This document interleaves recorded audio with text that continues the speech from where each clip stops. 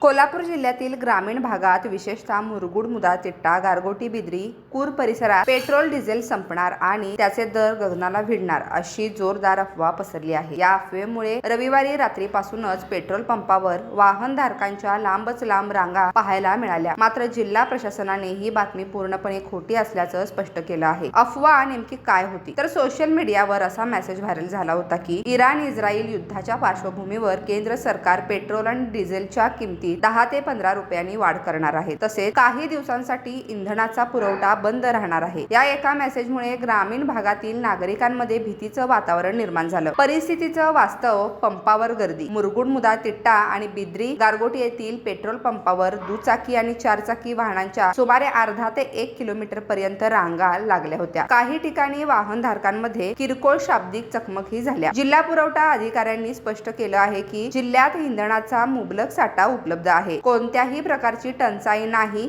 आणि इंधन दरवाढीचा कोणताही अधिकृत निर्णय झालेला नाही। मुरगुड आणि बिद्री कूर परिसरातील स्थिती या भागात अफवा पसरवणाऱ्यांवर पोलीस नजर ठेवून आहेत। अफवांवर विश्वास ठेवून नागरिकांनी अनावश्यक साठा करू नये असं आवाहन पोलिसांनी केलं आहे।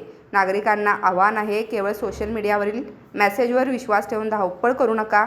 इंधनाचे दर हे आंतरराष्ट्रीय बाजारपेठेनुसार ठरत असतात आणि अशी कोणतीही मोठी दरवाढ तडकाफडकी लागू केली जात नाही। सध्या कोल्हापूर जिल्ह्यात इंधन पुरवठा सुरळीत आहे। KB न्यूज मुरगुड प्रतिनिधी सर्जेराव भाट, कोल्हापूर।